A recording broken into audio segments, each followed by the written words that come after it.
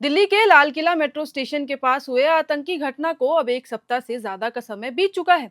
इस बीच इस मामले में राष्ट्रीय जांच एजेंसी एनआईए ने कई खुलासे भी किए हैं, तो कई संदिग्धों की गिरफ्तारी भी इसमें हो चुकी है। एनआईए के खुलासे में सबसे ज्यादा चौंकाने वाला खुलासा जो है वो फरीदाबाद के अल फलाह यूनिवर्सिटी में छापेमारी के दौरान मिले कई संदिग्ध और आतंकी घटनाओं को अंजाम देने वाले विस्फोटक और उनसे जुड़े सामानों से जुड़ा हुआ है। अब आपको बता दूं कि इस छापेमारी में जुड़े कई तथ्यों को एनआईए ने जो है वो केंद्रीय जांच एजेंसी यानी कि ईडी से भी साझा किए हैं, जिसके बाद आज मंगलवार को ईडी ने दिल्ली के ओखला इलाके में स्थित अल फलाह ट्रस्ट और फरीदाबाद की अल फलाह यूनिवर्सिटी में जाके जो है वो दर्जन से भी ज्यादा ठिकानों पर छापेमारी की है। आपको बता दूं कि ये छापेमारी जो है वो आज सुबह 5 बजे से ही जारी है और की जा रही है। आपको बता दूं कि ये छापेमारी मनी लॉन्ड्रिंग यानी कि पीएमएलए के मामले में हो रही है। यूनिवर्सिटी और इसके मालिकों प्रबंधकों पर गंभीर वित्तीय अनियमितताओं के आरोप जो हैं वो लगे हैं। कहा जा रहा है कि अल फलाह और उसके मालिकों से जुड़ी वित्तीय अनियमितताओं को लेकर ईडी ने पीएमएलए के तहत जो है वो मामला दर्ज किया है और इसी मामले में जो है वो जांच की जा रही है।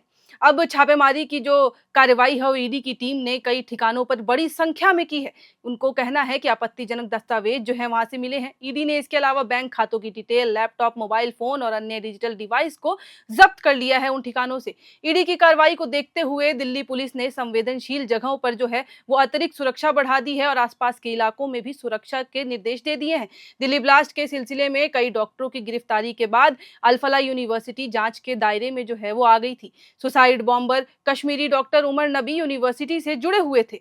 ये भी बताया जा रहा है कि ईडी ने कुछ महीने पहले भी अल फलाह यूनिवर्सिटी और इसके मालिकों के खिलाफ जो है वो प्रिवेंशन ऑफ मनी लॉन्ड्रिंग यानी कि पीएमएलए के तहत जो है वो केस दर्ज किया था और वहां पे जाके छापेमारी की थी। आरोप है कि यूनिवर्सिटी और ट्रस्ट के नाम पर करोड़ों रुपए की अवैध फंडिंग की जा रही है।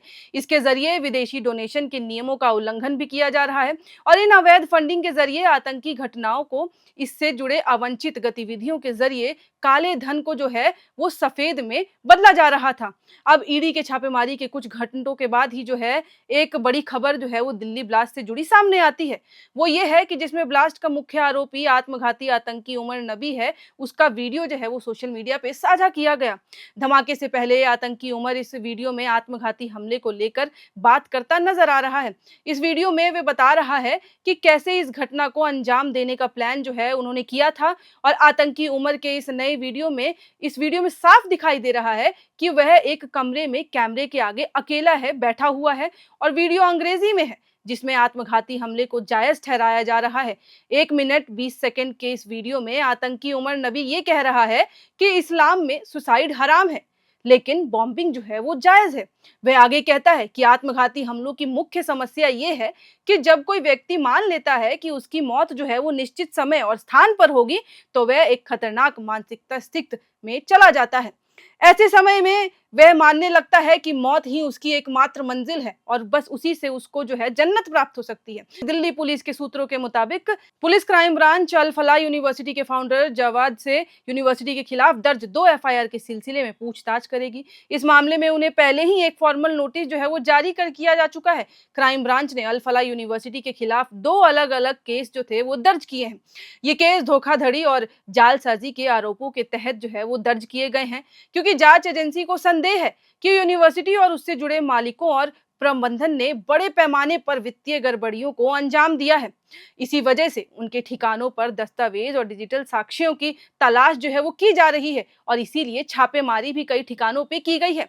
अब एक एफआईआर में आरोप है कि इंस्टीट्यूशन ने अपनी ऑफिशियल वेबसाइट पर यानी कि यूजीसी 12B सर्टिफिकेट का झूठा दावा करके स्टूडेंट्स को एडमिशन के लिए लालच दिया, जबकि दूसरी एफआईआर यूनिवर्सिटी से ही जुड़ी हुई है। उस दूसरी एफआईआर में जो है वो ये लिखा है कि जिसने 2018 में national assessment and accreditation council यानी कि एनएएसी एक्रीडेशन खत्म होने के बावजूद एडमिशन ले लिए हैं। जांच में यह भी पता चला है कि अल फलाह ग्रुप से जुड़ी 9 कंपनियां एक ही पते पर रजिस्टर्ड हैं और शुरुआती जांच में इनके शेल कंपनियां होने के भी जो हैं वो संकेत मिले हैं। दिए गए पते पर कोई ऑफिस नहीं मिला, ना ही बिजली पानी के उपयोग का कोई भी रिकॉर्ड मिला है। ये साफ बताता है कि ये सब फर्जी है, कई कंपनियों में एक ही मोबाइल नंबर और ईमेल आईडी का जो है वो इस्तेमाल किया जा रहा है हर काम के लिए। ईपीएफओ और ईएसआईसी में कोई फाइलिंग नहीं मिली है और कागजों में इन्हें बड़ी कंपनियों को दिखाया जा रहा है। कई कंपनियों में एक ही डायरेक्टर और साइनेटरी कॉमन भी पाए गए हैं। बैंक स्टेटमेंट में सैलरी ट्रांसफर बेहद कम दिखा है और एचआर से जुड़े कोई दस्तावेज उपलब्ध ही नहीं थे। लगभग सभी कंपनियों को एक ही पैटर्न पर बनाया गया था और इनके संपर्क विवरण भी एक जैसे ही मिले। जांच में अल फलाह ग्रुप द्वारा यूजीसी और एनएएसी मान्यता से जुड़े दावों पर भी सवाल उठाए गए हैं और अब इस संबंध में संबंधित एजेंसियों ने जानकारी मांगी गई है और इन दोनों मामलों में ही पुलिस की जांच जो है अभी भी जारी है। इससे पहले आपको बता दूं कि सोमवार को इस केस में एक बड़ी कामयाबी मिली थी। नेशनल इन्वेस्टिगेशन एजेंसी यानी कि एनआईए ने कहा कि उसने ब्लास्ट में शामिल आतंकवादी के एक और खास साथी को जो है वो गिरफ्तार कर लिया है, जिस पर आरोप है कि उसने कार ब्लास्ट से पहले ड्रोन को मॉडिफाई करके और रॉकेट बनाने की कोशिश करके आतंकी हमले करने के लिए जो है वो टेक्निकल सपोर्ट दिया था। कासिर बिलाल वानी उर्फ दानिश, जो एक कश्मीरी भी है, को एनआईए ने श्रीनगर जम्मू कश्मीर से जो है वो गिरफ्तार कर लिया था और यही वो खास अपराधी है जिसको गिरफ्तारी की खबर सामने आई थी।